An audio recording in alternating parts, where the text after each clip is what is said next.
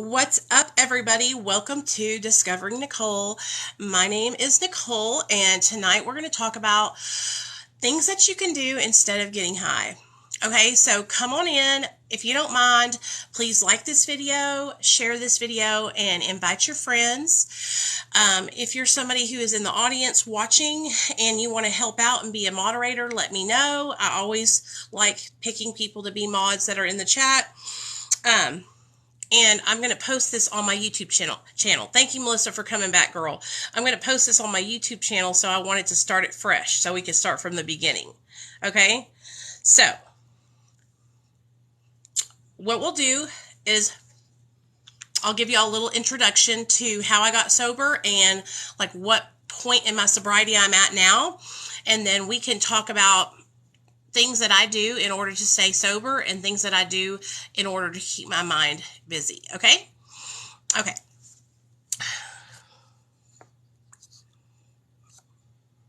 Okay, Melissa, there you go, girl.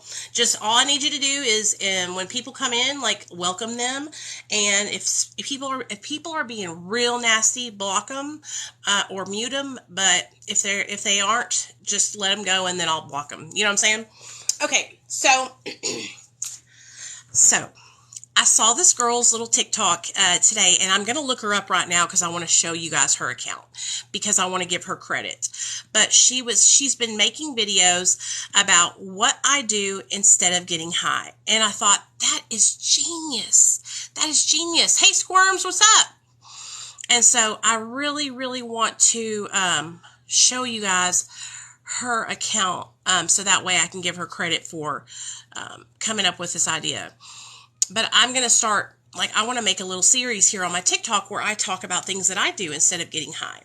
So when I first got sober, I got sober in 2015. I was addicted to multiple substances. I say that because, I wasn't just addicted to meth. I wasn't just addicted to cocaine. I was doing everything. And that's made my addiction was severe. You know, in the DSM-5, they label substance use disorder as mild, moderate, severe, I think, or something like that. And so I had a severe drug addiction. Okay, so, oh, my bad. I'm trying to find her account. So when I went to get help and, get sober, I really had to work my ass off to get sober, you guys. Getting on MAT, it wasn't the only thing that, kept me sober, because MAT only helps with opiates, or it's only prescribed to help you if you're an opiate addict, and so getting on MAT, I still had cravings for meth. I still had cravings for benzos. I still had cravings for alcohol, crack cocaine, all kinds of different things. And so when I got into recovery, my son had just gotten taken away from me. Okay, Nathaniel was taken away from me 2 days before his first birthday. His birthday is on July 4th, and CPS came to my house on July 2nd. Okay, and then on July 3rd, they came to my house on July 2nd, drug tested me, said they weren't going to take my son, and then came back on July 3rd and took my son. And that was the day I went into treatment. Okay, and I went into detox and tried to turn my life around. Okay, I was able to stay sober. I went through detox for about 5 days. They were going to kick me out of detox because it was time for me to go. And I was like, listen, you can't kick me out of here, dude. I need to go straight from here into treatment. So I need to stay one more day so that way I can get out on the weekday, which would have been a Monday instead of a Sunday. And they let me stay an extra day, you guys. They let me stay an extra day so I could transition into to residential. When I transitioned into residential, I relapsed on benzos. I'm telling all you guys this to tell you how I got my sobriety date of July 13th. I relapsed on benzos whenever I was in the beginning stages of my residential care. And I got caught, and then July 13th was the day that I stopped everything and got back on track. Okay? So that's how July 13th of 2015, that's my sober birthday. I have literally 6 years and 11 months sober. Next month, I will have 7 years. Melissa says, how did you relapse? Well, my dear, my husband had a nervous breakdown while I was in detox, and he was an outpatient at this place called Bridgeway because he had drove his truck into a ditch and into a tree because he was depressed because me and Nate were taken away, and he was also on drugs too. And so when he got out of outpatient, he started calling the treatment center, and they eventually let me talk to him because he was my baby's father and my significant other. And I was like, listen, you have to pick me up on these days, every Tuesday for visitation with my son, with Nathaniel, Tuesdays and Thursdays. I had visitation twice a week, which was amazing. And so I was leaving the treatment center twice a week. Well, I only made it to one visit because I relapsed the next day when he picked me up to go to a court date. He had picked me up. I noticed that he was high on benzos. I can tell when my husband takes anything because his voice goes up an octave. And so I knew right away that he had taken something. And he was like, I got some bars, I'm sorry. And I was like, oh, it ain't nothing but a thing. Boop, give them to me.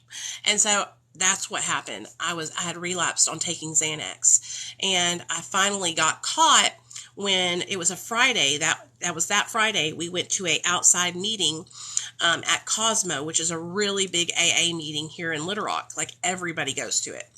And Neil was supposed to meet me there and bring me some bars. Well, he called my friend's phone who was at the meeting, and she's like, hey, Nicole, your old man called. He's on the phone. And so she gave me her phone.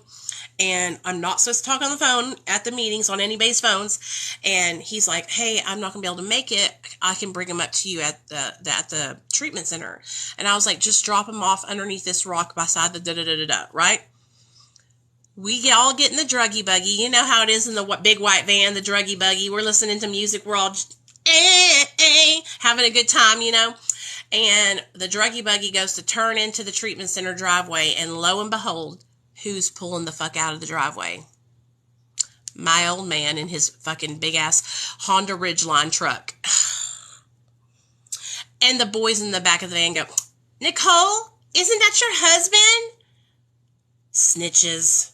I was like, yeah, that's my man. And the minute that fucking truck, the van parked, them boys jumped out of that fucking truck and ran over to where he was at. He had already left and drove past us. And they went and lifted up that rock and found them fucking a bag full of Xanax bars, y'all. So I was busted. Red-handed in residential treatment. Okay? Now you're probably going, like, what the fuck, Nicole? Like, your son was in foster care and you were fucking taking bars knowing that it could be, you could risk a chance of having your son taken from you forever. I think about that a lot too sometimes. I think about, what the fuck was I thinking? Guess what? I wasn't thinking. I'm a drug addict. You know what I mean? Like, all I could think about was wanting relief, wanting to sleep. And my logic was, I'll just sleep. It'll make me sleep. I'll sleep so good at night, and then during the day I'll be fine. It's the opposite. During the day I was fucked up, and at night I could not sleep. Because every single time I would close my eyes, I would see my little boy's face. I would see his perfectly round little head. Because you got to remember, Nathaniel was just a baby, okay? I'm going to show you pictures of when my son got taken away from me. So that way it'll be more, it's more realistic for you guys to see pictures with the story. Okay? Oh, congratulations on getting the job, honey. Good job, Emily. I'm proud of you, girl. So I want you guys to understand something. Like, if you have a loved one who struggles with a disease of addiction and they've done something like I've done, like use drugs when they could have lost their child, I want you to understand, like, in my mind, when I picked up the bars, I wasn't thinking like, I'm picking up these bars and I want to use these bars over seeing my son. Or those two thoughts don't even cross over. The only thought, it's a one-way ticket. It's a one-way street in your mind when you are hijacked, when your brain is hijacked by substance use disorder, okay? And you're addicted to these drugs. It's a tunnel vision. And the only thing I can see until I get to the substance is that substance, right? All I can see is me inching my way towards it, inching my way towards it. Every single day is a way to get closer and closer, closer to the drug, right? Whether it be me out fucking hustling to get money, or me lying to get money, or me getting my old man to bring me bars even though I'm in treatment. Like, it's a tunnel vision, right? Hey, what's up, JB Michelle? What's up? John says, our kids were taken too. My girl will never be okay. Hey, John, did you guys get your kids back yet? I can identify. I left residential AMA when court ordered after losing my son. And I want to talk more about this, you guys. And please, if you don't follow me, give me a follow and follow my backup, you guys, because this account is like, you know, how they give you the account warning. So, what I'm trying to tell you guys is I want to talk more about, like, those of us who have had our children taken away and done things like use drugs even though our kids just got taken away. Because I don't think people understand. I think people honestly think that we're thinking like, I'm going to go get high and I don't care about my child. And that's not how it is at all. At all. If anything, the pain that I felt from losing custody of my son and having him in some fucking stranger's custody, right? The pain that I experienced from that was so grand. It was so horrible, right? That the pain, all I could think about was getting relief from my pain, getting relief, trying to block out the images and the thoughts and I'm a loser, I'm a piece of shit, I'm never going to see my son again.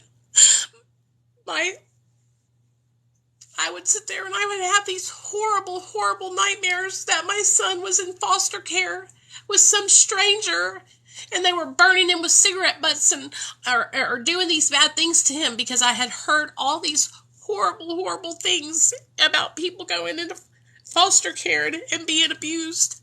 And so I'm not making excuses, but I just want people to understand that those two thoughts, they don't cross. Like, you don't think I'm going to do this because I don't love my child or I don't care about my child. Like, it's the direct opposite. I'm trying to escape the pain because I'm such a piece of shit and I'm such a loser and I'm worthless and I just lost the only thing that matters to me. Like, can I do anything right? I'm supposed to be a mom, the one thing that I'm supposed to take care of, the one person that loves me no matter what, my own child, and I can't even keep my own child safe.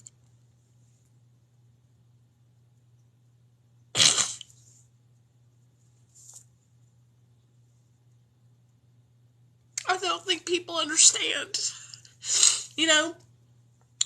And so that's why I want to share this with you guys. I want to share with you guys exactly what went through my mind, because the thoughts never crossed, you know? So, so that's what happened when I relapsed on Xanax in the treatment center. And when they caught me, you know, they found the Xanax and they called me over and they had a huge meeting with me and the director of the treatment center, the owner of the treatment center, my counselor, my caseworker, and they were like, Nicole, we don't think you understand the severity of what's going on here and that you could lose rights to your child, you know? And I didn't understand, because I had never been through anything like that before. You know, I'd never in a million years thought that I would have my child taken from me. Ever, you know? So now I want to show you. Every single night when I would lay my head down in the treatment center,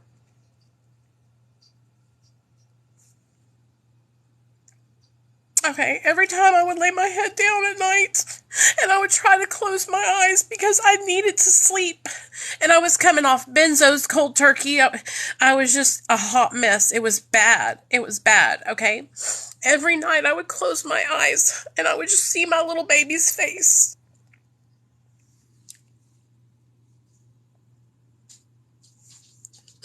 And I would just see his face and I would cry and I would try to, go to sleep. I would try to, shake it off. I would try to say, I'm going to be okay. I can get through this. And this was me, you guys, with my little boy. This is like months before, like probably 3 or 4 months before he got taken away from me. Look at his little face. He's so perfect. And so I never in a million years thought I would ever, ever, ever have my own child taken from me. And I just want people to know that I have been getting a lot of comments and I've been seeing a lot of videos about why do people choose drugs over their children. And so that's why I want to talk about, like, we don't choose anything, When I first started using drugs and alcohol, I'll tell you guys this. When I first started using, the very first day I picked up, right? That was the choice that I made right there. And then a couple of other times after that. But then I became addicted to these substances, and the drugs made the choices for me, okay? I cannot explain it to you any other way than everything that I did in my life revolved around substances. Whether or not I could get a substance, if I could work, if I could go out and hang out, if I could go to my job, everything operated around that. And it's like that substance was my gasoline for my vehicle. If I didn't have the gas to put in my car, I couldn't go around anywhere. I'm the car, the drugs are the gas. Do you know what I'm saying?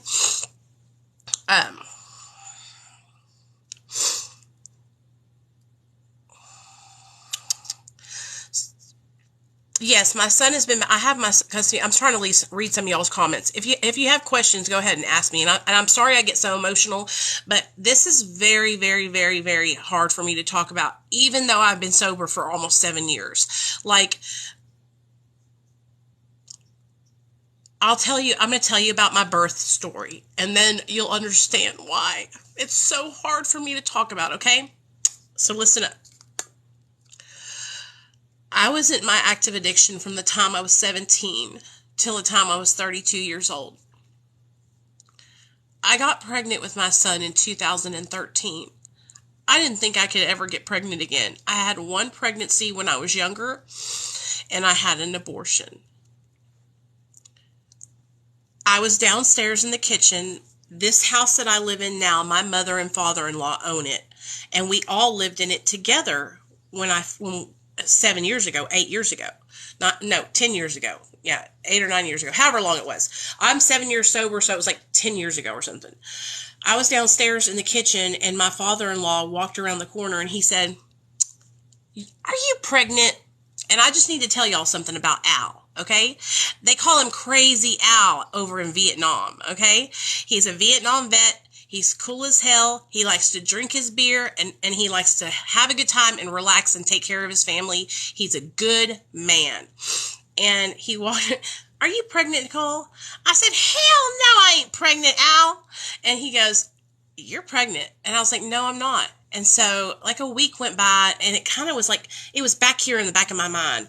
And so I told my husband, he was my boyfriend at the time, I was like, I'm going to get a pregnancy test, because what if I am pregnant, And at this time, I had just got done losing a huge chunk of my hair from malnutrition and stress from my drug addiction, because I was so fucked up on these damn 40 milligram methadone wafers, methamphetamine, and Xanax, that my hair came out from the motherfucking root. Okay, so I didn't think I was like even healthy enough to get pregnant, So I go get the pregnancy test, and I go upstairs to this bathroom right over here where we do our skincare at, and I took the test, and I sat there, and then I looked over, and it was fucking plain as day. Ding, ding, pregnant as a motherfucker. I mean, the lines across it were so bright. Yeah, I'm okay. The lines across it were so bright, you guys, like, it was like pregnant, And so I yelled, "Neil!" And he comes, what? I was like, I'm fucking pregnant. Now, 2013, I'm banging dope. I'm shooting meth. I'm shooting oxys. I'm eating fucking wafers. I'm eating Xanax bars. I'm fucking doing all kinds of risky fucking behaviors, right? I'm fucking up my life. And I'm like, what the fuck am I going to do? So I go downstairs and I told Al, I said, you're right, I'm pregnant. And so he was like, we're going to make sure. And they took me to Planned Parenthood over on 12th Street. And I got a pregnancy test there. And it was confirmed, yes, that I was pregnant. So I immediately got on WIC. I got on state insurance. And I started getting prenatal care right away.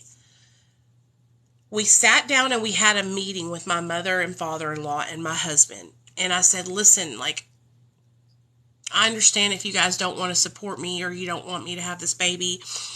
And they stopped me dead in my tracks. And they were like, no, we will support you. Like, they were so excited that I was pregnant. Like, they knew how much me and my husband loved each other. Even though we were actively using drugs and we struggled, and they knew that. They knew how much we loved each other, right?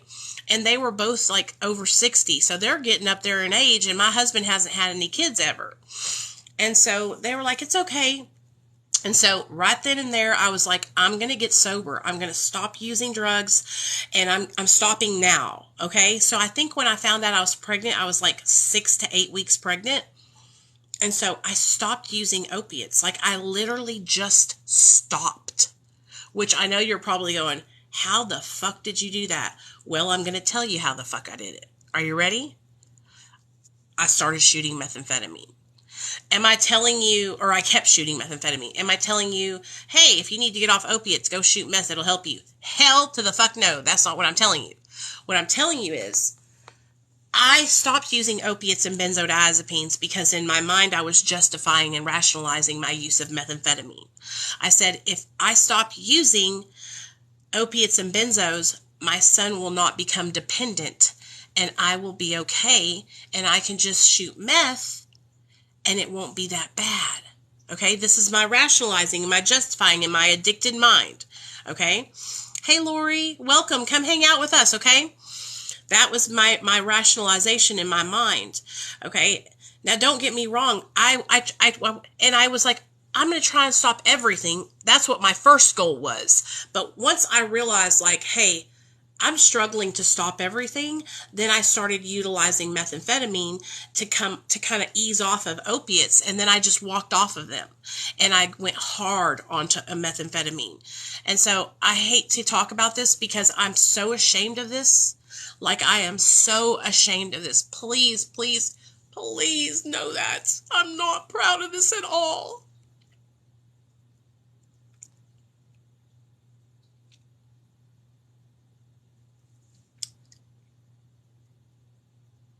You know, I was raised up in a really great family.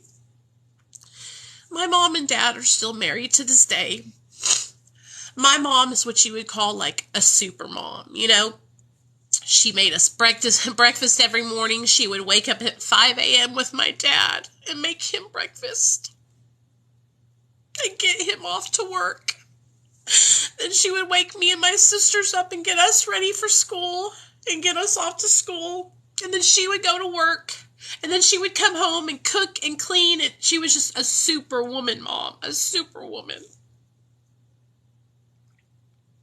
So when I got pregnant, that's what I wanted to be. I've always wanted to be like my mom. I wanted to be a good mom like my mom. I'm not even close to what my mom was, and I know that. I think about that all the time.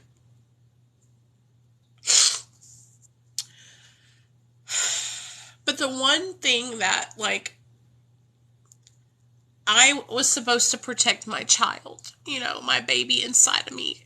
I was supposed to be protecting him and keeping him safe and nourishing him and feeding him and letting him grow inside of me. But instead, I'm shooting methamphetamine. And you guys know how bad of an addict I was. I'm shooting methamphetamine and I'm staying up for 3-4 nights in a row. Pregnant. I remember I was about 6 months pregnant and I started to get really depressed because I wasn't showing at all.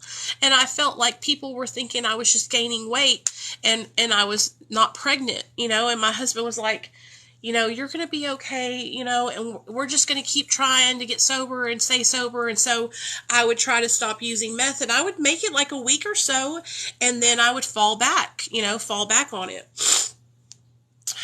And I'm not telling you guys that like I didn't use opiates sporadically throughout my pregnancy, but I stopped using them every single day to where I was going to have withdrawal from them, And so my whole pregnancy was me back and forth trying to get sober and relapse and get sober and relapse. July 3rd morning, I finally started showing in my pregnancy at about 7.5 to 8 months pregnant. And it was like, bam, all of a sudden my stomach just popped out, right? It was out of nowhere, it felt like. It was out of nowhere. But I finally had this like little bump, right? And then by the time I was at 9 months and I was ready to go, it was out there. Like you could tell I was pregnant. I had a big old belly. Well, I'll show you guys a picture of my belly. I can show you pictures. I have pictures.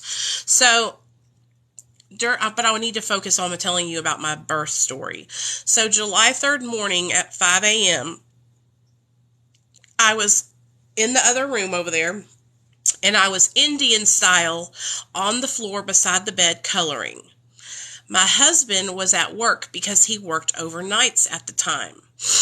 He was at work, and I had been up for like 3 days, and I had just taken a capsule full of ice. And so at about 5 a.m., I started getting this horrible stabbing feeling in my lower back. It felt like somebody was taking an ice pick and going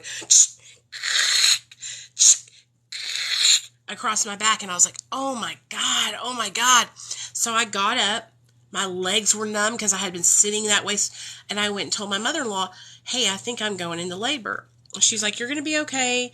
And so she called Neil, and I told him to come home. And then when he got home, we went to the ER. Okay.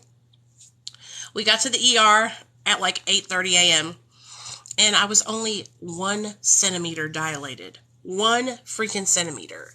And so I begged them to let me go home and, hang out at the house until I got more dilated. And they were like, okay, yeah, you can go home. And so I left and I went home. Now, I was high on methamphetamine.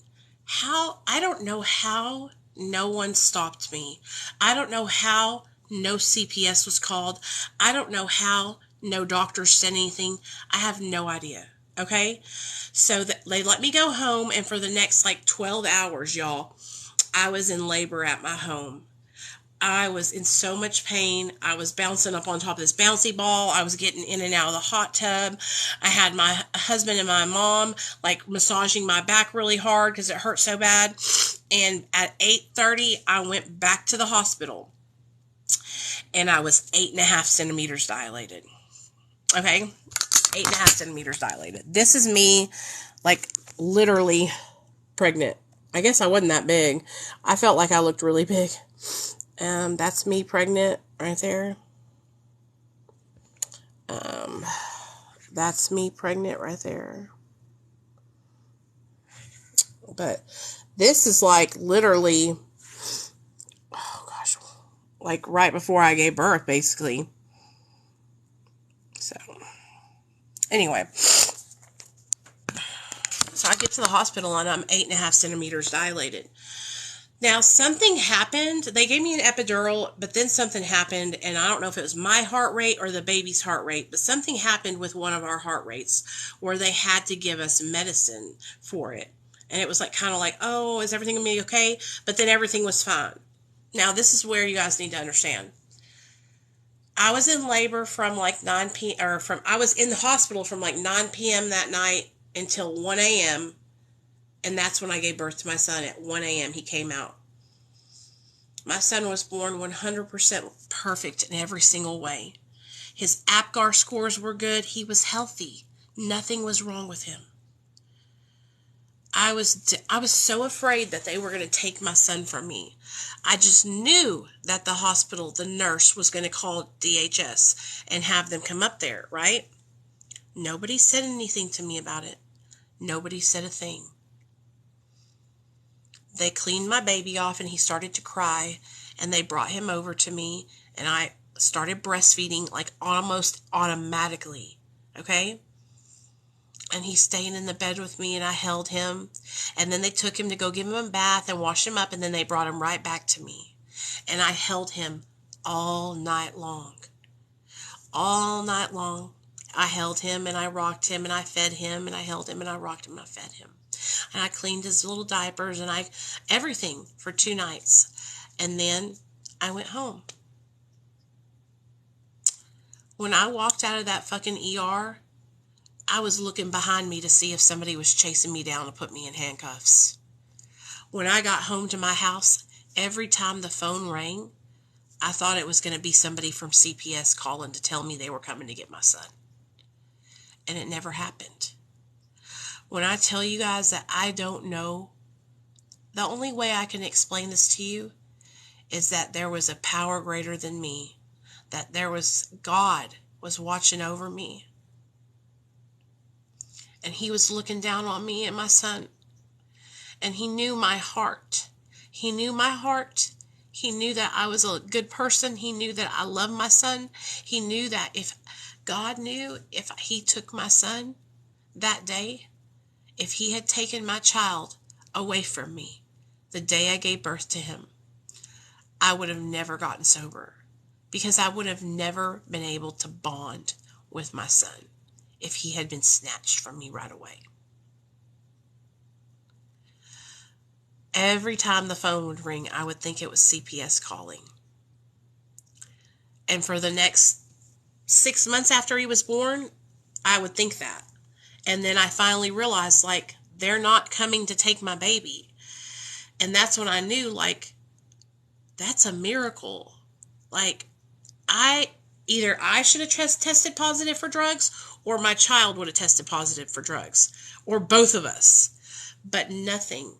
And I don't know if it's because I didn't test. I don't think I was tested. Okay.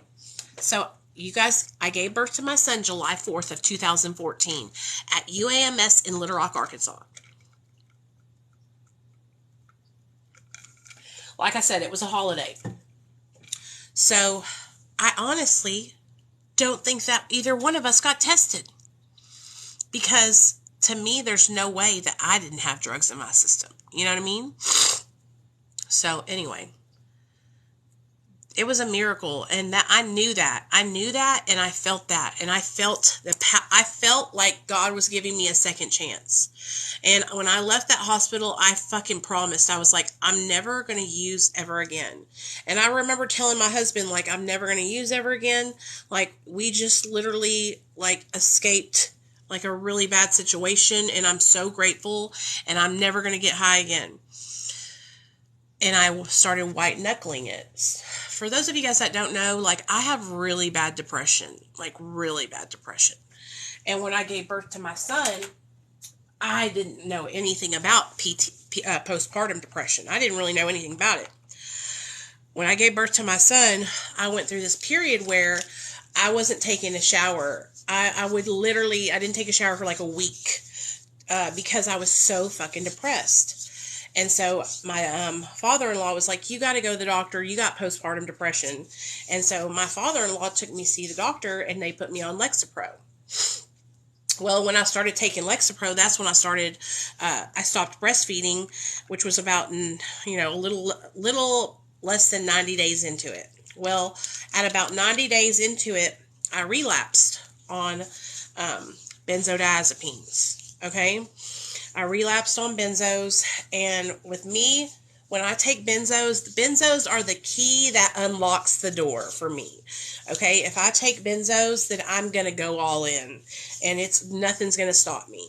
So once I had gotten the benzos in my system, it was on and popping, and then my husband started bouncing with me and going and doing, we were doing drugs together, and I was leaving my son with my mother-in-law a lot, lying to her, telling her I had to work, telling her I had to do this, that, or the other, and, keeping her and my father-in-law kind of like in the dark. Well, they probably knew what was going on. They just loved me, and they loved their grandson, and they wanted to protect him. So a year went by of me getting high, right? Getting high. I'm back on meth. back on Oxys. And one day, me and my friend had an argument about some money she owed me, and she didn't want to pay me the money back. Okay? Yeah, so at this time, my mother and father-in-law, they had just moved out of the house in May, and they had gotten a new house. So they weren't living here, but they were over here all the time. You know what I mean? So basically, it was their house, and they let us take over the payments of it. But they lived with us all through my pregnancy. And then once I gave birth, it was probably like a couple months, and then they got their own house. This is their house, but they got a new house. So, but I was leaving my son with them, Well, when she owed me that money, I asked for it nicely. I was like, can you please just pay me back, girl? And she didn't want to pay me back. And I wasn't even mad about it. I just thought, well, I'll just ask her old man, right? Because we were all friends. It wasn't like I was with somebody, and her old man is a police officer. I didn't want his ass anyway. No offense to police officers, but you know what I mean. That's cocoa butter. I was putting it on my ears and on my arms and stuff because I have psoriasis. And so she owed me that money. She didn't want to pay me back, so I went and got it from her boyfriend, and that pissed her the fuck off, you guys. And that's when she called CPS on me. That is how CPS got involved in my life. A year later, they got involved in my life because my best friend called them on me. Now, this was a girl that, I shot dope with. I shot methamphetamine with this girl on the daily. I'm fixing to make pasta salad for tomorrow. I love making this stuff. I did drugs with this girl every day, And so when she called CPS on me, it was just wild, y'all, because I could have done the same thing to her. Do you know what I mean? And I didn't. So when CPS came, though, I guess I didn't know that they had came because I didn't answer the door. And they had come a bunch of times, apparently. And they finally left a note on my door. And when they left that note, honey, and I found that note, that's when all the fear about CPS coming, that's when it all hit me. And, I was thinking, well, it finally caught up to me, but I knew when they came that it was her because she had said it to me on the phone. She said, bitch, I'm going to call CPS on you. And I was like, whatever, no, you won't, Yeah, she did, all right. So that's how my little boy got taken away from me. And my mother and father-in-law, they offered to take him, but CPS is so crooked, they made it to where my mother and father-in-law couldn't take him, which was fucked up because there was no reason why they shouldn't be able to. You know what I'm saying? They were both healthy. They both have, a nice home to live in. My son could have went with them and been just fine, but they wanted to get money. That's how CPS is. So, anyway, that's how I wanted to tell you guys the birth story because I wanted y'all to hear how much of a miracle, the whole situation is. I wanted y'all to hear about how,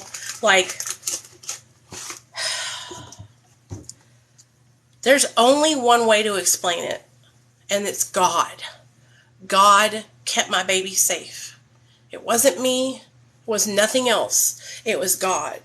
So my son got taken away from me in July of 2015, and he started, I started being able to have him stay the night. I want to say it was probably around September, July, August, no. So July, August, September, October, November. It was around November or December when he started staying the night. Our case was closed in March. No, it was closed in July. It was a whole year. It took me 12 months to get him back. Sorry, I'm trying to add it up in my mind.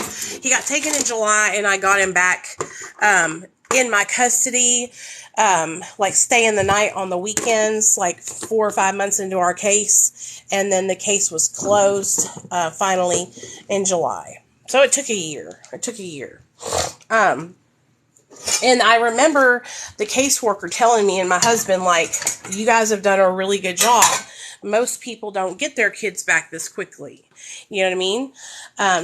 Now my son is, oh wow, this is not a big enough pot. Hold on a second. I'm going to fuck this shit up if I don't move the pots. Hold on, y'all. Oh, there we go. Okay. I remember the caseworker telling us, like, people don't just get their kids back like this in a year. Like, y'all did a really good job, and we worked so hard. Hey, Missy, what's up, girl?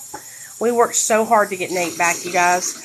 And when we finally did get sleepovers, oh my gosh, when I tell you guys, me and my husband were so happy. I cried so hard when he started being able to stay the night. It was a miracle, because I need y'all to know this. During my case, and I know a lot of you guys that are in here, who in here has a CPS case open right now? Who in here has their child in custody right now, their child got taken away? If your child has gotten taken away, put a 1 in the chat. I know a lot of you guys are going through it right now. And so, whenever, they were giving us such a hard time. Okay, hey, Amanda, girl, listen to me, okay? I'm here to help you, and I will help you. They were giving me and my husband such a hard time. So as you guys heard, I only relapsed one time during our case, and that was when I was in treatment, okay? So that was my one strike, you're out with them. And then after that, it was over. And my husband, he didn't relapse at all. He got sober and, was straight up and did his thing during our case. So, but they were, the attorney ad litem, which is the attorney for my son, for some reason, that lady hated me and my husband. And I believe she hated us. Now, let me tell y'all something that I haven't talked about. My husband's sister works for the foster care system. And after me and my husband gave birth to our little boy, her and her husband had 3 girls. After we gave birth to our little boy, my sister-in-law, who we're estranged from, went and adopted 2 little boys out of the foster care system. Okay? So, and they're her kids now. And they're sweet as can be. Their kids are great. I love them. But it was really kind of strange how we just had our son. It was like a big celebration because he was the first boy in the family to carry on the Pludre name. And then she went and basically got 2 boys. You know what I mean? It was kind of like, I felt like she did that to overshadow us, So anyways, she worked for the foster care system. So when my little boy had gotten taken away, my mother-in-law had told her, Nicole and Neil got their kid taken away. So my sister-in-law took it upon herself to go to the attorney ad litem for my son and say, oh, well, we'll take Nathaniel for Nicole. We'll take him. And so the attorney ad litem is like, yeah, you should take him. And I'm like, who the fuck are you to tell her she can take my son, first of all? And I would never let her take my son. Hell to the motherfucking no. And some of y'all are probably going, well, why wouldn't you want him to be with family? He never even fucking met her. She had held him one time, I think. You know what I mean? He didn't know her from Adam. So when she was like, oh, we'll take him. And then my mother-in-law is like, Angie will take him. Angie will take him. I'm like, no, my son's not going to Angie. Sorry. Not going to happen. And so she was talking to that attorney ad litem about me and my husband. This is my husband's sister. Fucked up. So I know without a shadow of a doubt that she went to that attorney ad litem and probably said all kinds of shit about my husband, Neil, about how he struggled with addiction all his life and he's never been able to get sober because she has a huge resentment against him because of it. So once she had went to the attorney ad litem and she wanted to get my son, that's when I automatically was like, nope, you're not getting him. And I petitioned the court for my son to go to his mother and father-in-law, to my mother and father-in-law, right? Well, that's when they said no, that my mother and father-in-law were too old. So my son had to go into foster care. Now, when it first happened, I was devastated. I was scared. I felt like it was a horrible situation. I was so angry. But I will tell you guys this. The foster family that my son was placed with, they were amazing. And I'm so grateful that my son went to them.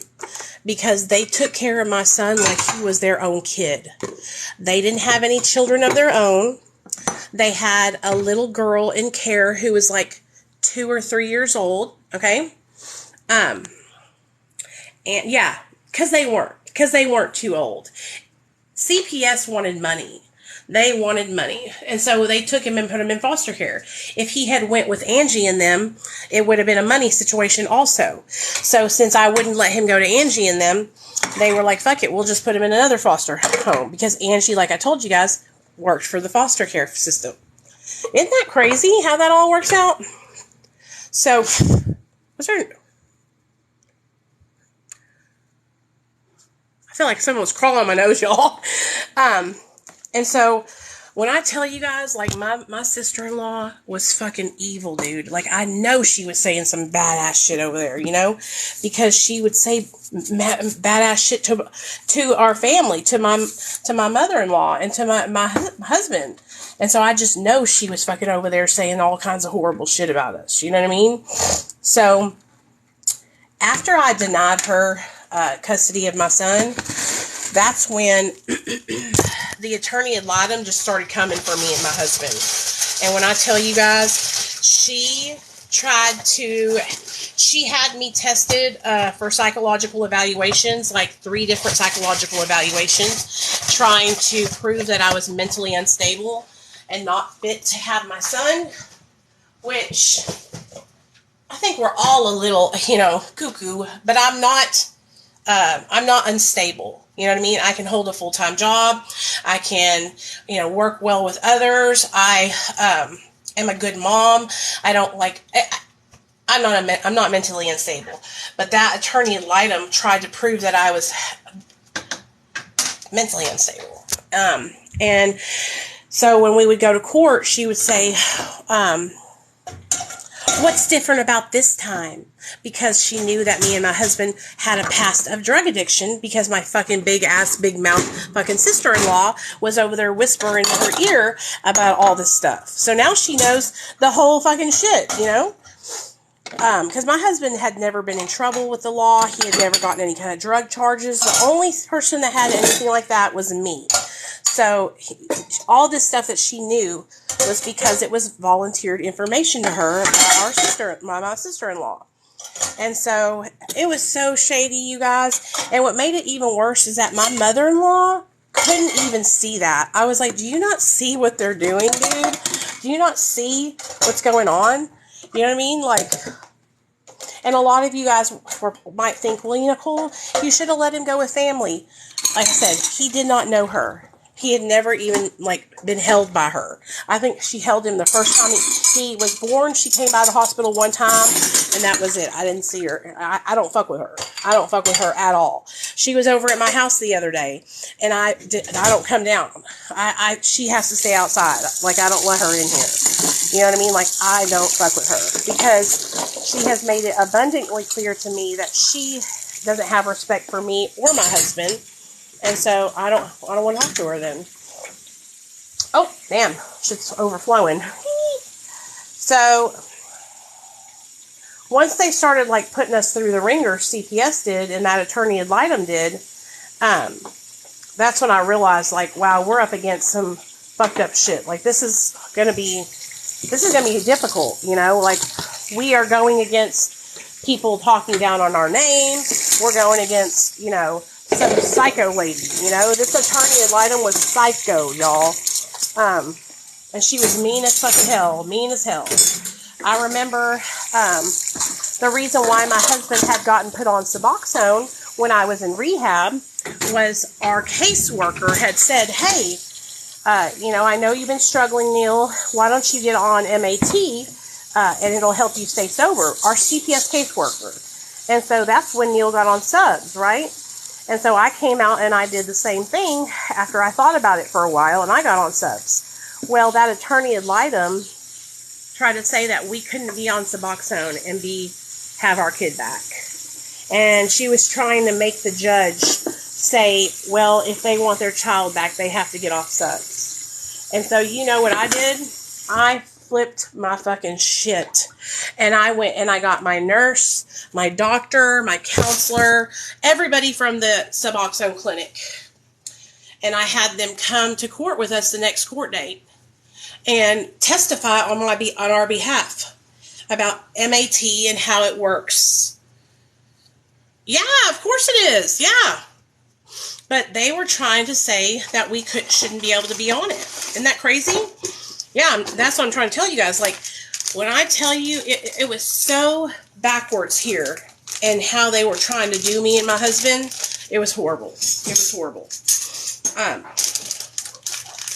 As long as you have a prescription, like, they can't do shit to you legally. You know what I'm saying? And so we both had prescriptions. So our doctor went to bat for us, the nurses, everybody did.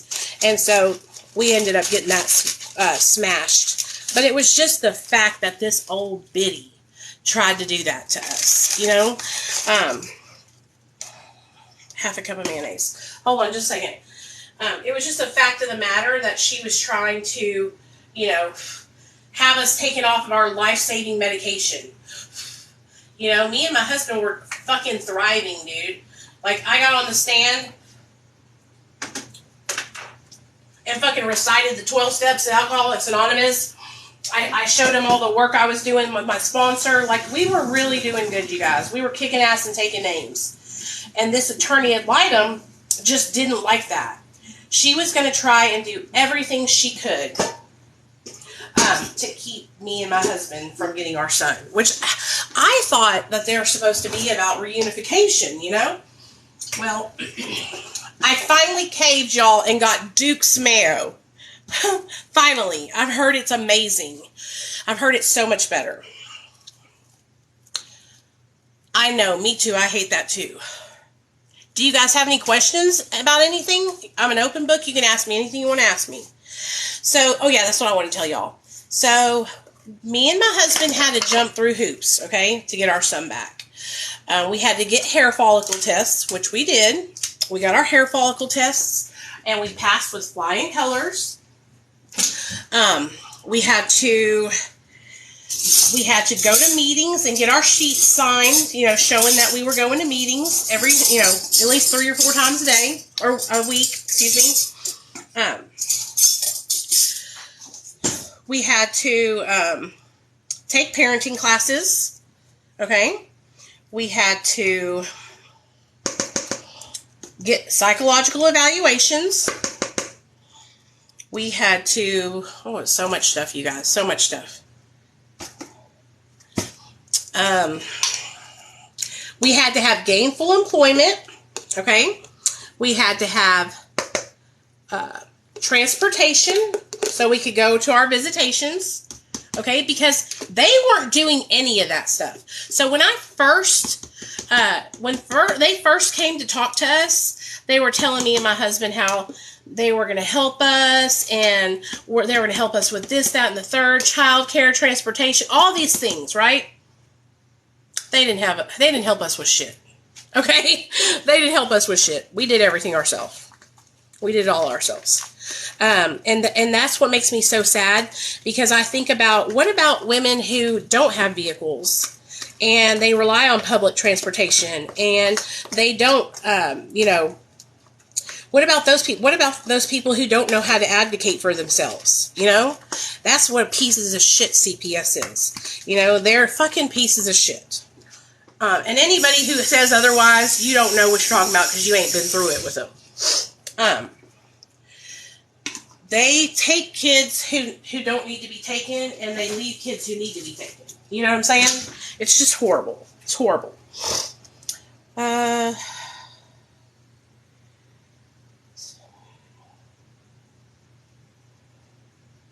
Okay, cool. I got it.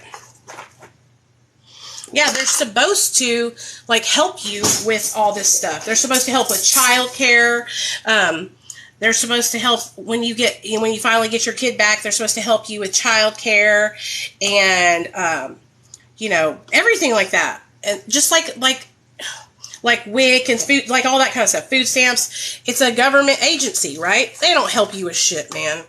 They didn't help us with nada. Okay? Thank God me and my husband, we went and got jobs immediately.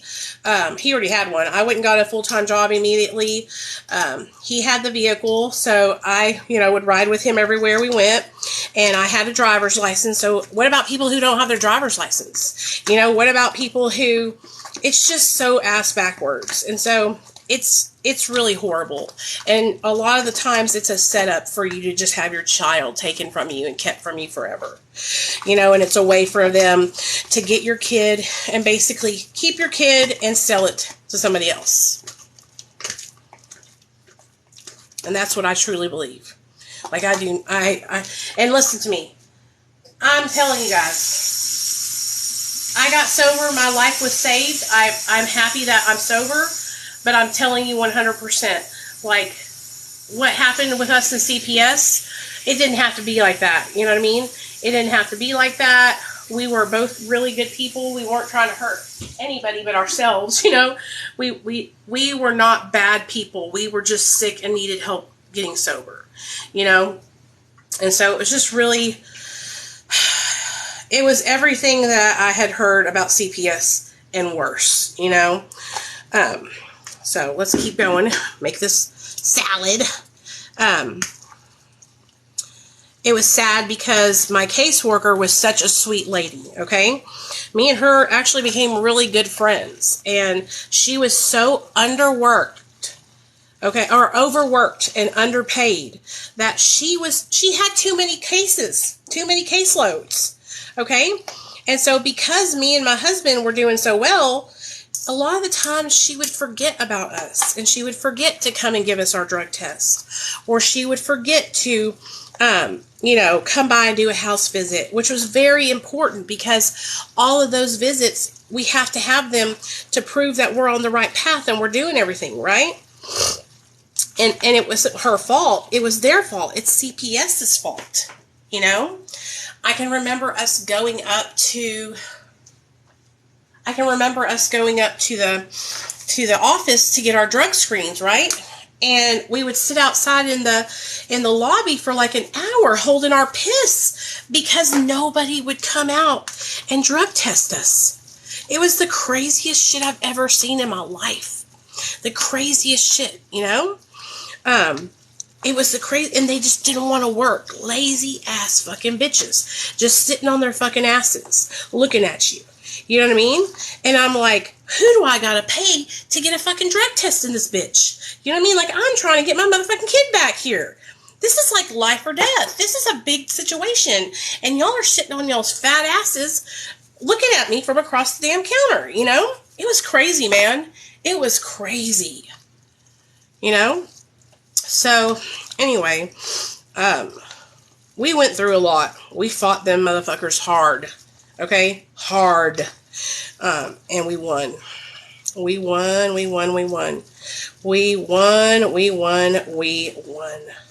And I was so grateful because our judge, she saw through that fucking attorney ad litem's bullshit.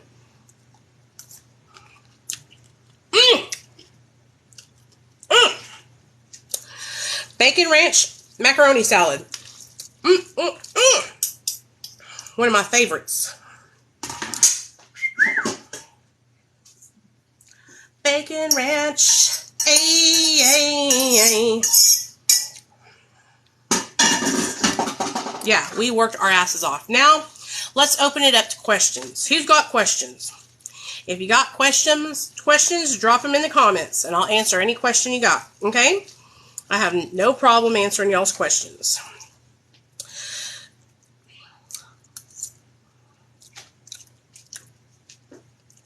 I love it.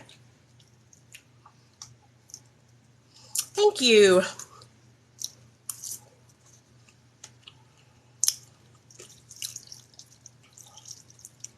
Yeah, they literally would not do their job. Girl, I'm telling you. beautiful disaster. It was crazy, girl. And to think, like, these are people's lives. These are people's kids. And you're over here fucking sitting on your ass, man. Like, get up. Get up. Amanda, what's the situation with your case? You want to talk about it? Okay.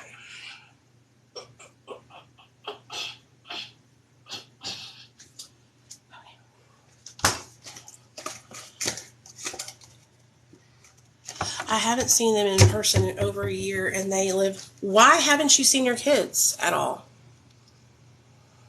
Why not, baby?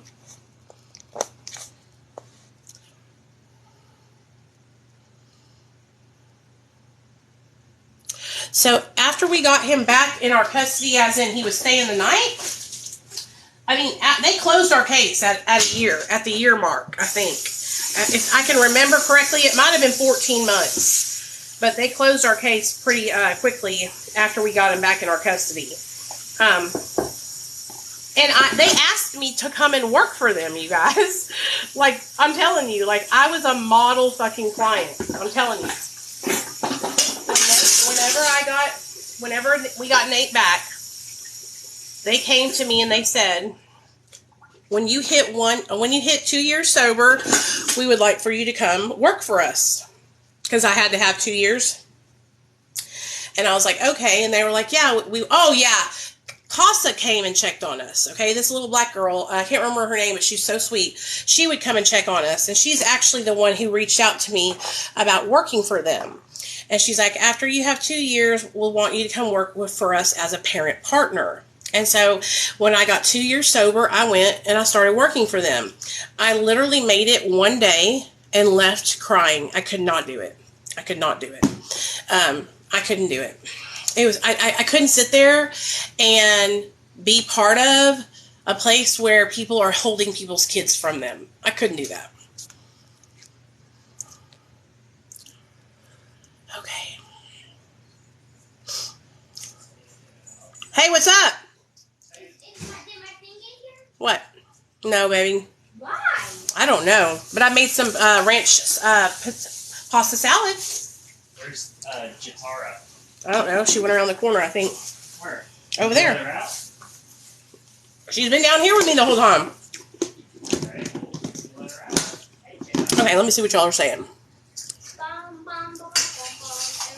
Everybody have a song to sing.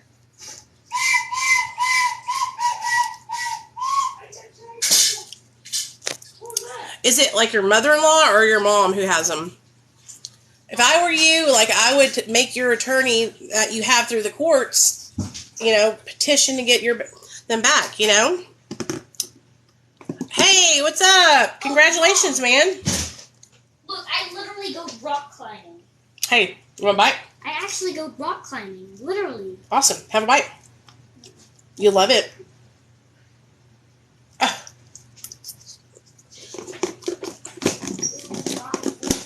Your mother-in-law? Wow. I can't believe your husband's not okay with her doing that. What does your husband say about it? Is he not trying to, get her to give him back? Oh, shit, I forgot about these tamales, dude.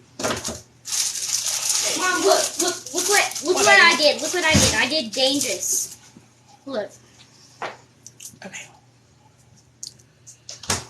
Show her the I'm fixing to... The pump trail that we went to. Y'all were gone forever. Yeah, we went to that North Little Rock Park. I was starting to worry about y'all. Mom, look. Yeah. Look, wait, look. It went to wow. They built this, new look at area. This. Dad, stop. Wait. Oh, cool. Extraordinaire. Look, it's actually kind of scary. Look at this. Oh, wow. I think you're an avalanche. Those are. Extraordinaire. But look. Hold on, let me finish this live and then I'll come and Be look. careful, because all that's loose and slippery. Y'all see, he's hiking. He wants to show y'all.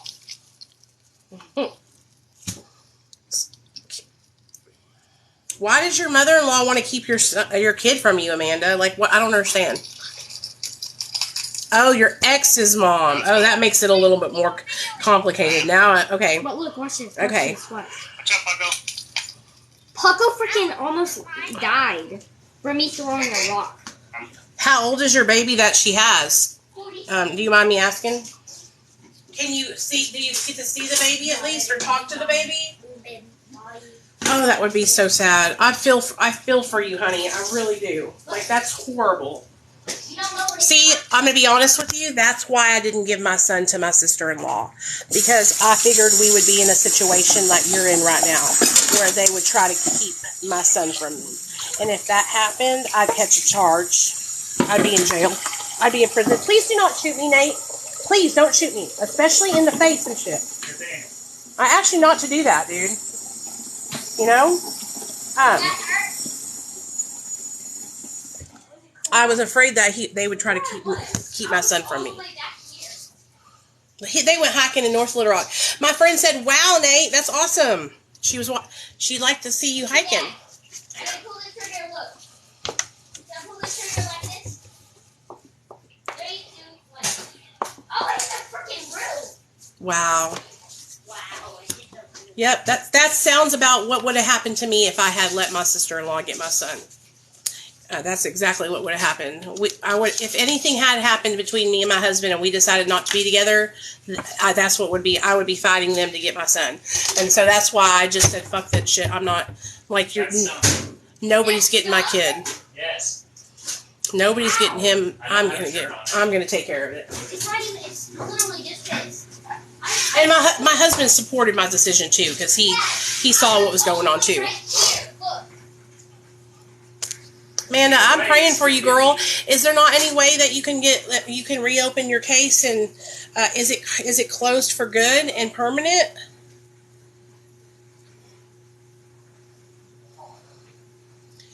And you know what? At the end of the day, your babies are going to talk. One day, they're going to ask their dad, and they're going to say, you know, why didn't you let us see our mom? And so he's going to have to live with that because you're their fucking mom, you know? Yeah. I'm so sorry. Hey, Jalen, what's up, babe? Jetta, do you need to go outside? Will you let her outside, Nate? I'm just going to have a bagel with some cream cheese and then go lay down. Cream cheese? Uh-huh. Have you ever had it? Wait, I need to... No, Nate. What? Oh. You know what you're doing, little nasty boy. My son is a little nasty boy, y'all, in his own little nasty world. He's called Nasty Nate. Nasty Nate. In his own little nasty world. Nasty Nate. Yeah. In his own little nasty world. Hey, Micah, what's up, girl? Mom will make for you. Mom, I'm hungry. What do you want to eat, Nate? I don't know. Yeah.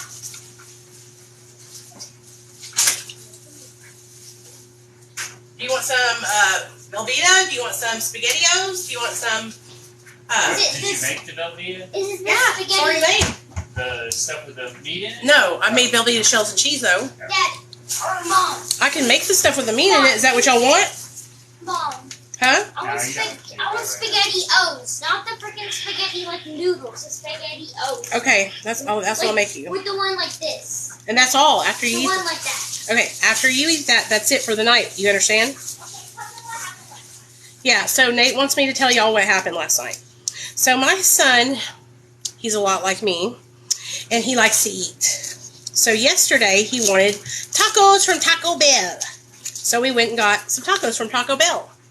And this boy sat down and ate 6 tacos back to back. Boom, boom, boom, boom, boom. 5 or 4. Right? 5 or 6. 6 tacos back to back is what you drank. There's a gallon jug of cold water in there. I put it in there for you. Metal. And I got a big ass cold water upstairs in the metal glass. So he ate 6 tacos back to back, and we go to bed at like 10 or something. Well, I could hear him over there, like kind of going, breathing kind of funny. So I knew he wasn't feeling good. I was like, "What's wrong? Are you okay?" He's like, "I don't know, Mom. I think it's just gas." And I'm like, "Okay." So I moved his little bed thing, and we, put on TV, and we were watching it. And then the next thing I know, he just started, just like, projectile vomiting, y'all. Shooting out of his mouth. And he's like... That's how it always goes. He goes, I knew it, Mom. I knew it was going to happen. And Tom's like, it's okay. And so he projectile vomits like 6 times. And then finally at the end he goes, he's on the pot projectile vomiting now. And he looks at me, he goes, I didn't cry, so I deserve to watch whatever I want. No, it's because I Little hustler. Little hustler. Look at this, look at this. Wait. So, what, Nate? Stop. Take that and go put it in your toy box. So, he stuffed himself too tight, and he got sick last night. You know? And I told him, I said, baby, I do the same thing sometimes. And I said, do you see why I try to help you with regulating your food? Because he gets upset with me because I tell him no, you know?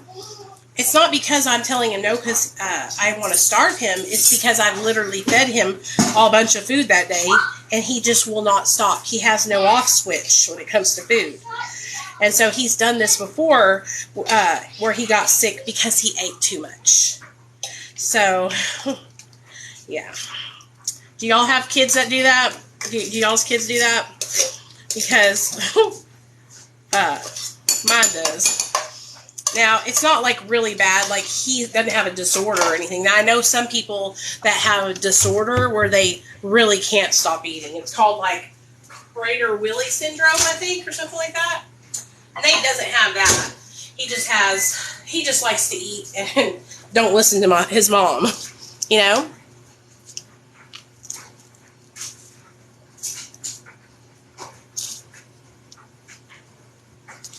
Mm-hmm. He is smooth.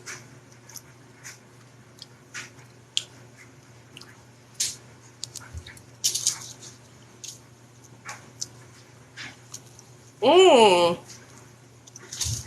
Heck yeah, Micah.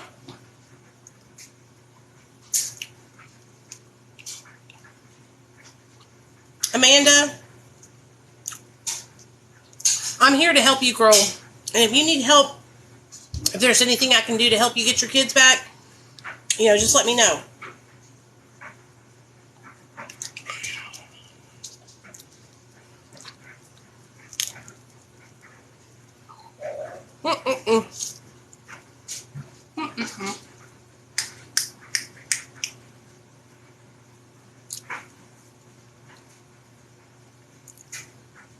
Your dad's not a bad man. He's just struggling right now, Micah. You know, he reminds me of, he sounds like LD's dad. LD's dad did that. He cooked for us. He cleaned for us, but he would not stop drinking.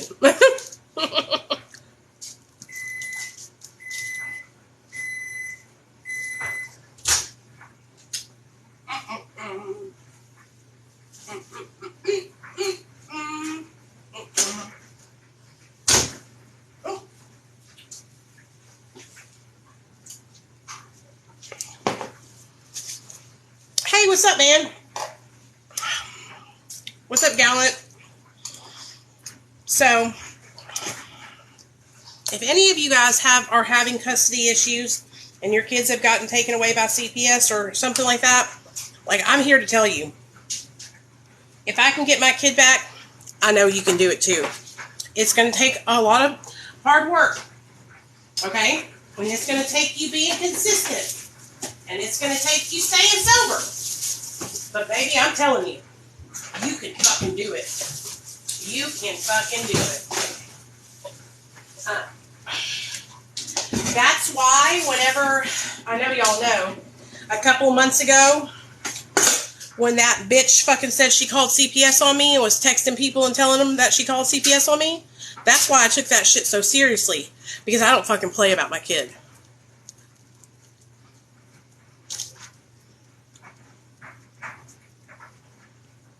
You do not do that shit. It's not a fucking joke. You know, these are babies. These are our kids' lives. Fucking fake calling CPS on somebody because you don't fucking like them on social media. Get the fuck out of here. Nate! It's hot. You know? That ain't right.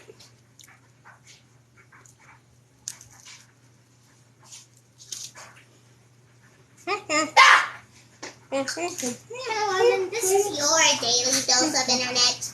Yes, you put pepper in it. Just a little bit of salt and pepper You're getting a dojo. for flavor. Dojo point. Dojo Point.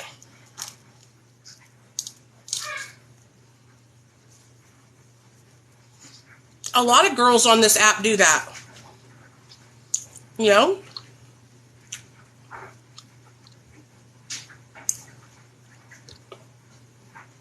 Oh, yeah. For sure. That's why most of them are like that, because they look at me as successful, and they're not. But they are.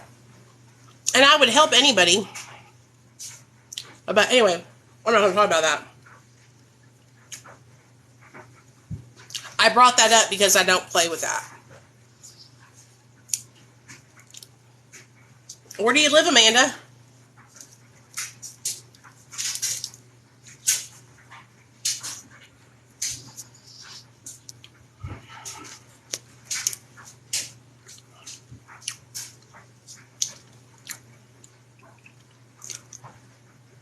You know what I mean? Like, I would give anybody the shirt off my back.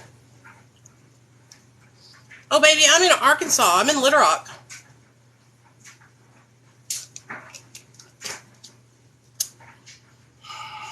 Oh, you said, I wish I lived near you. I thought you said you lived near me. I was like, hell yeah. Missy, how's it going with your health?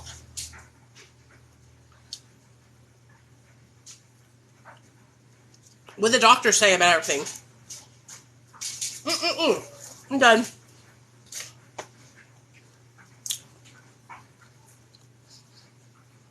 Are you going to be okay? And here's the thing, you guys. Listen to me and listen to me good. I don't care if you said something negative to me on a video. If you're truly sorry and you think I don't like you, come to me. Come to me. Okay? If you come to me and you say, hey, Nicole, I'm sorry. You know, I shouldn't have said this or whatever. I will totally forgive you and we can move on, okay? Like, I don't hold grudges, all right? It's all good. For God's sakes, I forgave the girl who fucking called CPS on me. You know? I forgave the girl who had my son taken from me in 2015. Okay? Damn, girl, that's scary. I've been going live every evening at about 7. The last 3 nights in a row. And if you guys, this live right here tonight, it will go up on my YouTube channel. Okay?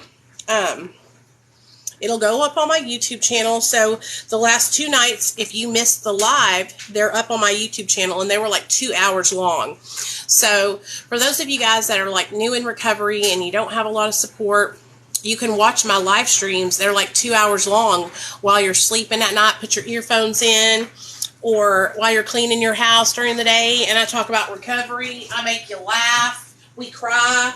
We laugh. We cry. We do everything together on here. You'll be crying too, honey. Half the girls cry with me when I start crying. We all cry together.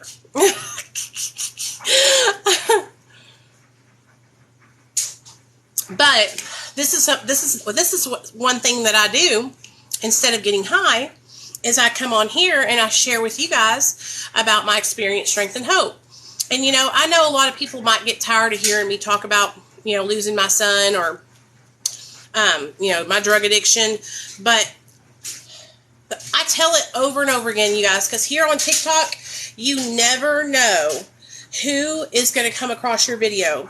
Every single day, new people find my account. And so that's why I go over these things so much. And I talk about my past so much over and over and over again, because I never know who's in the chat that's new and hasn't heard about it, you know? And I try to, like, Monday we talked about how my eating disorder was the gateway to my methamphetamine addiction.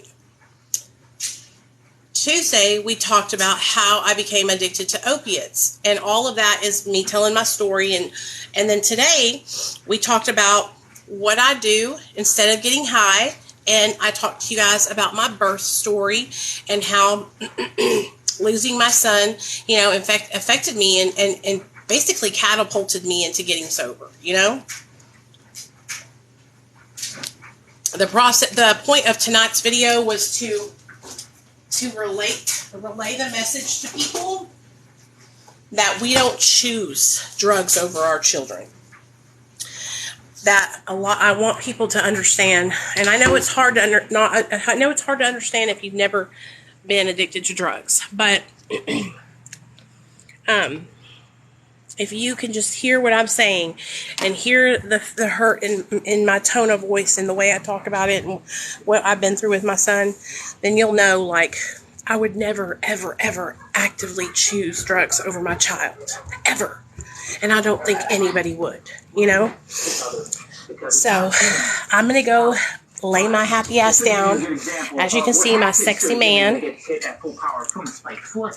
This is my sexy husband. Isn't he cute? He's a little ginger snap. And I will be on tomorrow night at 7 p.m. Central Standard Time, just like we were tonight. I'm going to upload this video on YouTube, so if y'all want to go watch it, you can. If you guys aren't already subscribed to my YouTube channel,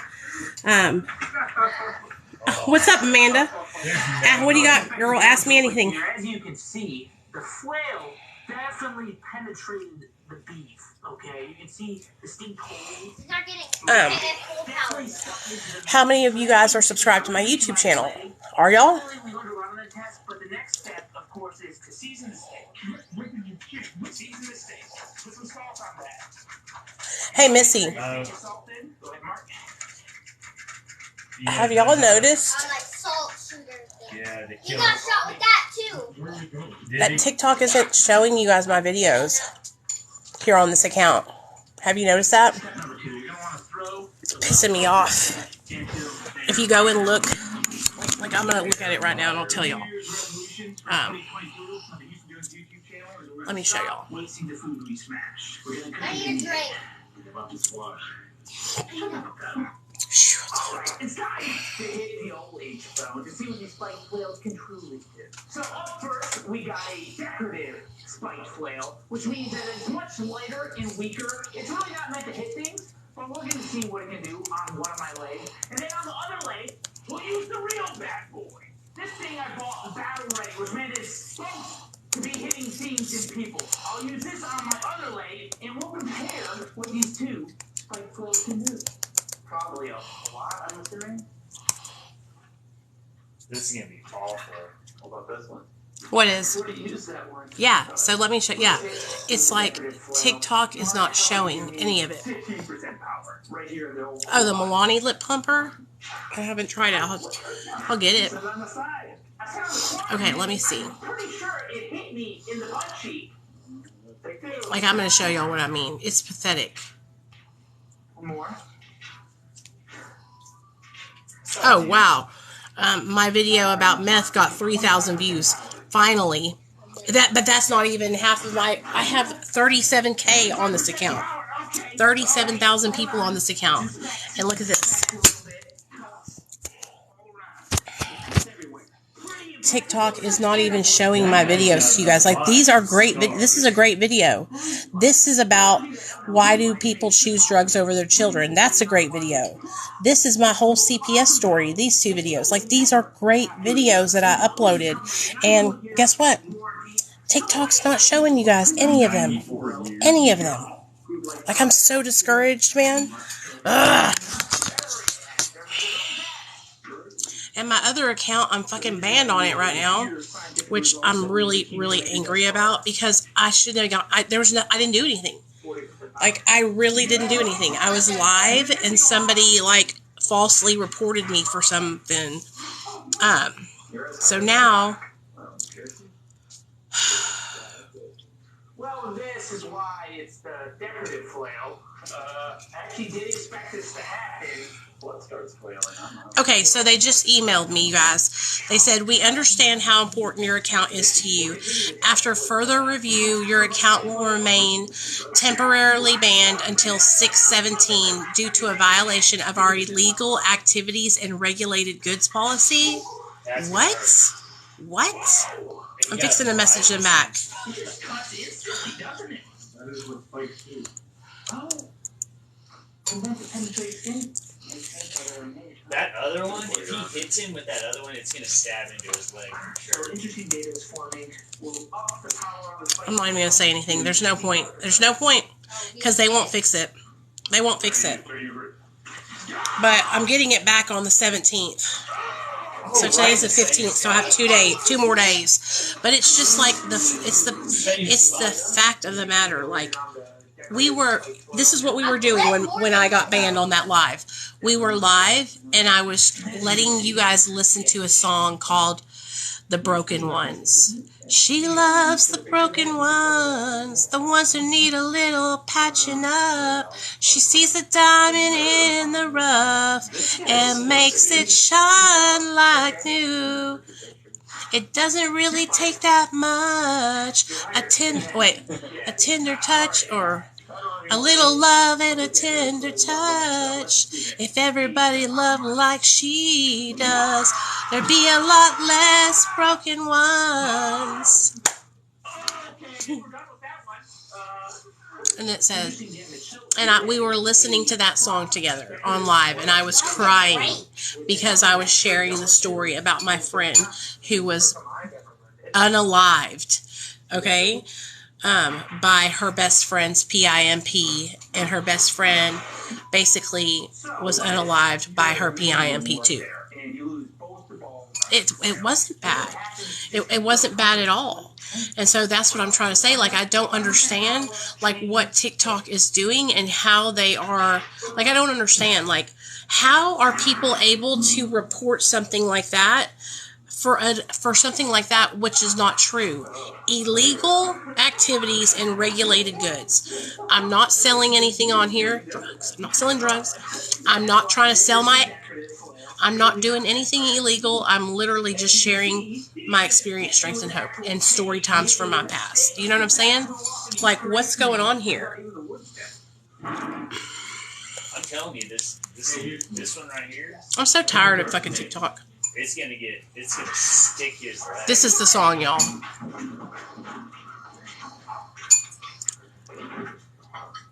An absence I could not quite place, but knew somehow. And then this beat. Listen. Can y'all hear that?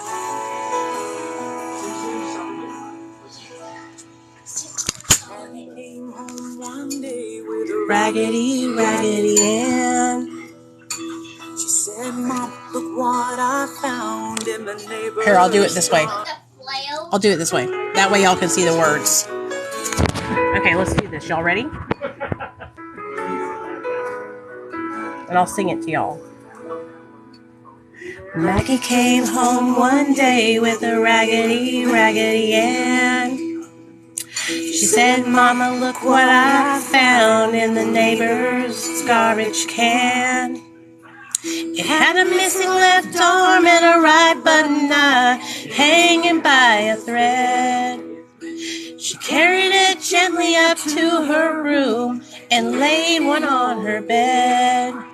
With her other dolls, she loves the broken ones, the ones that need a little patching up. She sees the diamonds in the rough and makes it shine like new. It really doesn't take that much, a willing heart and a tender touch. If everybody loved like she does, there'd be a lot less broken ones.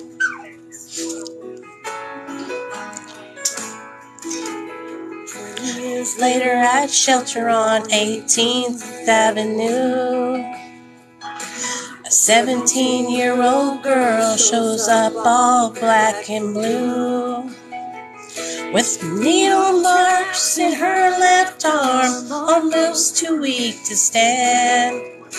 She says I'm lost and I need help, and Maggie takes her hand and says, come on in. She loves the broken ones, the ones that need a little patching up. She sees the diamonds in the rough and makes it shine like new. It really doesn't take that much, a willing heart and a tender touch. If everybody loved like she does, there'd be a lot less broken ones.